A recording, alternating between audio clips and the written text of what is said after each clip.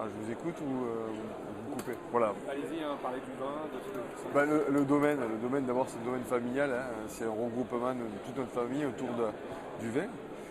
C'est l'un des plus grands plaisirs aussi que j'ai pu avoir, hein, c'est pouvoir réussir à regrouper la famille et les différentes générations autour d'un même point qui est notre domaine et le vin.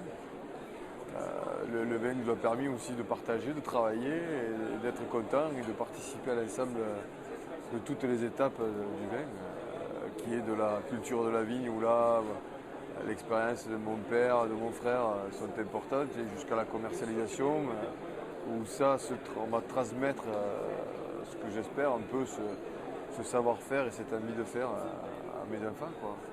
Alors, le respect de la nature, le respect de vivre dans la nature et de voir ce qu'elle peut nous apporter, quoi. En toute simplicité, je crois que c'est une règle d'art, quoi. D'ailleurs, ça en parlait, je crois que être plus simple et pouvoir exprimer, que les gens comprennent ce qu'on fait, sans aller chercher très loin ce qu'on a envie de faire, c'est une chose importante et que j'ai envie de partager aussi. Donc là, aujourd'hui, au bout de 10 ans d'activité, il fallait 10 ans à peu près, il faut être patient dans le vin, parce que les vignes que vous avez, elles ont 70 ans, donc on en plante certaines qu'on ne verra peut-être pas finir, on partira avant, mais bon, c'est un passage de relais qu'on peut faire entre différentes générations. C'est aussi ça, le vin, et c'est aussi ça, la vie de tous les jours, quoi. Sans spécialement chercher à la compliquer, quoi. Elle est déjà compliquée naturellement.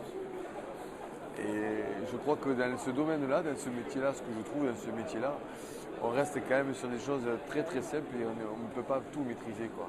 La nature fait en sorte qu'elle nous ramène en tant qu'homme, quoi. On doit pouvoir la préserver et la savourer. C'est aussi ça notre métier dans le vin aussi. Et un des vecteurs de communication, c'est le vin. Quand on le partage les amis, au bout du troisième verre, le partage est plus facile. D'accord. Et si on pouvait parler des deux cuvées, les Alors, pampres et la grande on a fait au jour, j'arrive, on a fait réaliser deux cuvées. Pour se simplifier d'abord, parce qu'on peut pas, la première cuvée qu'on va essayer de définir notre excellence, ou alors un peu plus de recherche dans le temps, et puis une cuvée, les pampres, plaisir, tout en gardant cette fraîcheur, mais en gardant cette philosophie dans le domaine. Qui est cette philosophie du travail bien fait et avoir cette fraîcheur-là, pouvoir finir les bouteilles à chaque fin de repas. Voilà.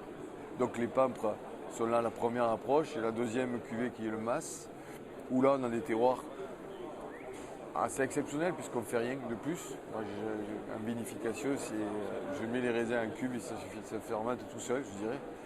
Et ça s'élève tout seul. Et ça c'est important. Et ces terroirs-là, on les a mis dans le mas pour avoir l'expression du terroir et surtout des vignes. Voilà nos deux domaines. Et on sait très bien qu'on n'a aucun assemblage écrit, il n'y a pas de méthode. Chaque année, on essaie de reproduire nos types de vins, l'appréciation qu'on va en avoir dans nos vins, le goût. Voilà.